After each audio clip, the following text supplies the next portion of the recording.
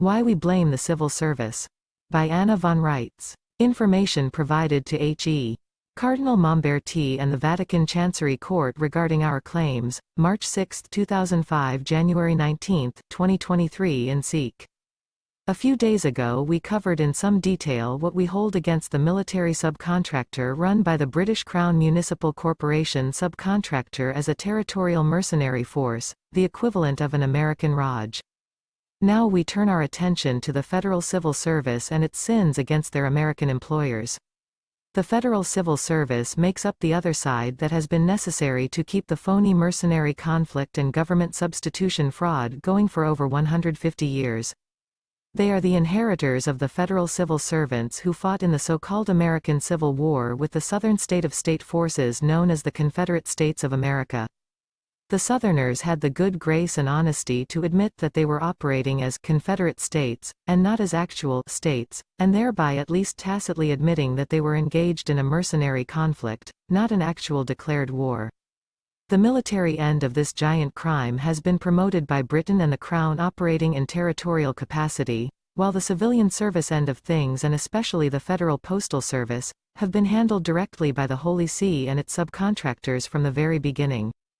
This initial role for the original Holy Roman Empire employees was very limited, but as we shall see, these positions and the use of these bureaucrats as slaves of the British territorial military has had a profound and severely damaging effect for them and for us, beginning in the 1930s during the administration of Franklin Delano Roosevelt.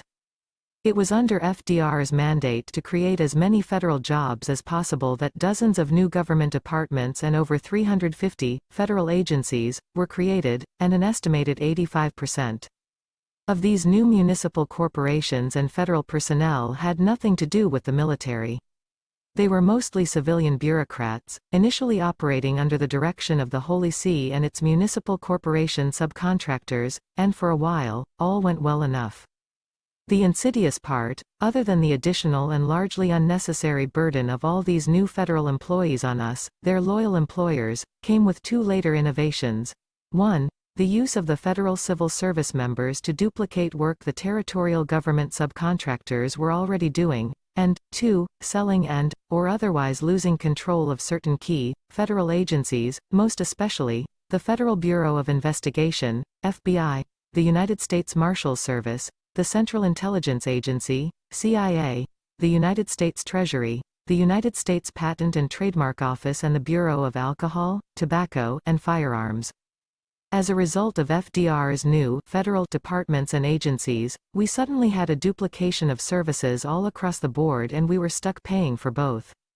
We had the British Territorial Department of Labor and the DOL, operated under the Federal Civil Service provider doing the same work, and for the most part, the actual service was provided by the Federal Civil Service with the territorial counterpart taking its ease and assuming a monitoring position. Both these systems, which were either taken over in the wake of the Civil War by the territorial military forces on an emergency basis, or added later under FDR, were, for the most part, never supposed to be operated by these two foreign municipal corporation subcontractors at all. The territorial military was supposed to be helping us out on the high seas and navigable inland waterways, and the Federal Civil Service was supposed to be running the post office, and virtually all the other functions were intended to be run by the American Federal Subcontractor, our own American Federal Republic. Instead of assisting and defending their employers, these renegade municipal corporations operating out of the District of Columbia are currently engaged pretending that they are representatives of our American Federal Republic, a property and interest that, again, belongs to their employers, not to them. Donald Trump and his supporters in the territorial military have repeatedly signaled their intention to substitute their corporation president for our Federal Republic president, which is grossly improper, and which would amount to yet another British territorial substitution fraud scheme. In view of the end result of allowing a confederation of states to exist and run the Federal Republic, our American Federal Subcontractor, which was supposed to provide the oversight and the majority of the 18 enumerated services, we may not choose to resurrect the failed confederation at all. That is, as it always was, the prerogative of the states of the Union. As the years went on and the American public was lulled back to sleep, after all, The services were being provided and we were never explicitly told which subcontractor was responsible for which service. The two remaining foreign municipal corporation subcontractors eagerly gobbled up all the work intended for the Federal Republic workers and never said a word. The federal civil service bureaucrats, like their territorial military counterparts, never once turned to their actual employers and said, "Why are we doing this service for you, when your own American subcontractor is supposed to be doing it?" If we could be kept asleep, these two colluding, since 1937, foreign municipal corporations and their presidents, could continue to control and pad the cost of what remained of the federal government however they liked, borrow whatever coercive powers they chose, access our credit without our authorization, and we, their employers, would be none the wiser. This is, in fact, what has been practiced against us and against our interests. We blame the military and the civilian federal civil service equally for their self-interested misrepresentation of their American employers, non-disclosure to their employers, and the many fraud schemes they have employed against their employers for their own benefit. American history disappeared from our public schools and only United States history was presented, leaving people with the idea that only U.S. citizens exist and that citizenship is the only political status available to Americans. We were systematically and purposefully registered as foreign citizenry and stripped of our natural political status as nationals of our nation-states of the Union under conditions of misrepresentation, deceit, non-disclosure, and color of law by persons employed by the same municipal corporations under discussion.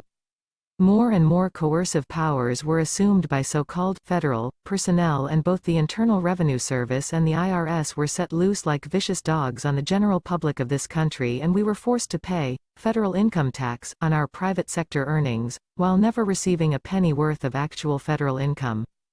The territorial military, hungry for more payola and power, became expert at generating false flag events and propaganda, expedited by their control of our airwaves via the Federal Communications Commission, FCC, and airspace, FAA, and media outlets, with the result that the American people were deliberately misled into undertaking, and paying for, 2 world wars and literally hundreds of lesser mercenary conflicts for their corporate benefit. All this fighting and destruction and bombs in the air weren't doing the other countries that were the targets and victims of this veiled, self-interested war profiteering any good, either. Their peace and progress and happiness has been constantly disrupted by these municipal corporations pretending to be governments, when in fact, they are commercial organizations in the business of providing government services and have no granted authority to function in the capacities of an actual government, and no natural right to exist. All the territorial military organizations occupying Great Britain, the former Commonwealth, the United States, 17 countries of Western Europe, South Korea and Japan had their own version of the Raj, but increasingly they were all tied together, continent by continent, and placed under a central command structure that was in turn directly tied to their political parties and foreign municipal corporation presidents. All of this misery and criminality was brought to our shores, and we were used as both the money and the materials to produce this end result, by 2 foreign municipal corporations that were supposed to be here providing us with 1. Assistance on the high seas and navigable inland waterways, and 2. Postal service. Most recently, the Federal Civil Service has been armed to the teeth with surplus military equipment, and over 800 FEMA camps have been built on our soil, while the employees of the FBI, CIA, BATF, IRS, DOJ and so on, which are all owned and operated by the Municipal Corporation DBA Department of Defense, INC, have been fed a whole bunch of lies about criminal insurrectionists, labeled as sovereign citizens, that is, their erstwhile long-lost, disrespected, and misrepresented American employers who have noticed that the unauthorized military district courts are not functioning as courts of justice, and that their own constitutional guarantees to such things as free speech and the right to bear arms are not being honored by their own public employees. Many have also noticed the open criminality of Joe Biden operating as what appears to be our American president, while in fact operating a foreign municipal corporation president, allowing senseless looting and rioting throughout this country, allowing and promoting the vaccine genocide, and only a fool would miss the fact that he threatened to blow up the Nord Stream pipelines, and did so, to the harm of our traditional allies throughout Europe. Many Americans have also noticed that, Despite his much better business acumen and apparent fondness for this country, Donald Trump has promoted the same vaccine genocide and done a lot of saber-rattling for the territorial military, which has been trying to generate an excuse for World War III. What we have here, masquerading as our government, is not our government. It's just too out of control. Self-interested municipal corporation subcontractors housed in the District of Columbia, entities that are supposed to be providing us with essential government services in good faith, but which are both operating under false pretenses and in breach of trust and service contract instead. All of these problems could have been solved long ago by either municipal corporation, but they chose to powermonger and cheat and misrepresent their employers instead. Either one could have been honest and asked the American people, our state citizens, for guidance. We wish for these municipal corporation subcontractors to be liquidated in our favor and transferred to our direct control.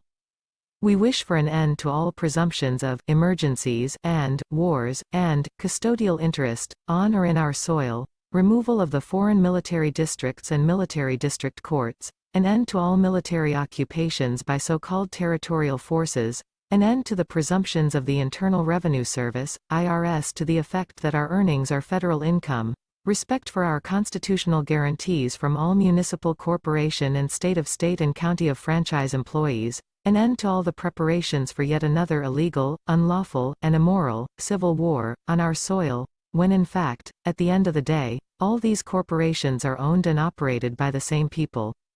There aren't even two sides to this purported conflict, and all concerned municipal corporations, both those housed in the District of Columbia and those associated organizations occupying similar enclaves throughout the world, have violated the privilege of incorporation and the basis for their own existence.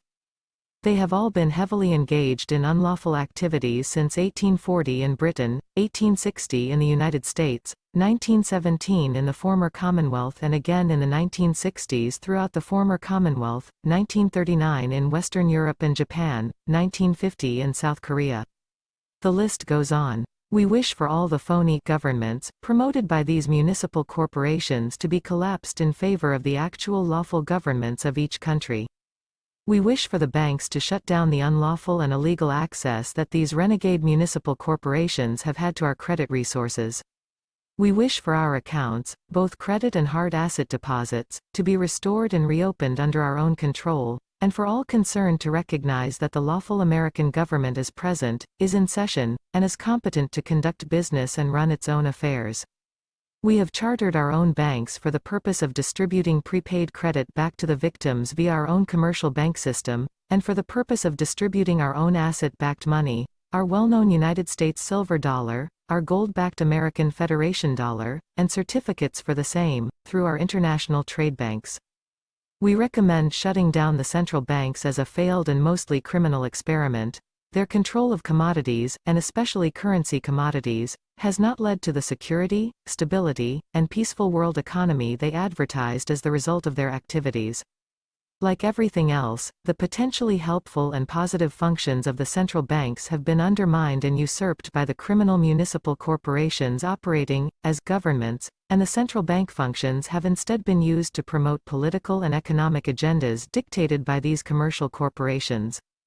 Specifically, the central bank's ability to impose so-called economic sanctions have been politically and economically motivated by these renegade municipal corporations instead of being motivated in the interest of world or even national economic security, stability, and peace. Their control of national currencies has not overall led to an end of counterfeiting. Instead, we have suffered the worst episode of international counterfeiting in world history orchestrated by the Obama administration. Likewise, the central bank system has failed to control widespread inflation and deflation of currencies and currency manipulation for illicit commercial gain. At the very least, a transparent public understanding of the central bank system, bank leadership that is accountable to the public, and an end of self-interested manipulation of the system for the benefit of the municipal corporations herein under discussion, would result in far greater likelihood of success in achieving the potential benefits of central banking and would serve to curtail the abuses of it.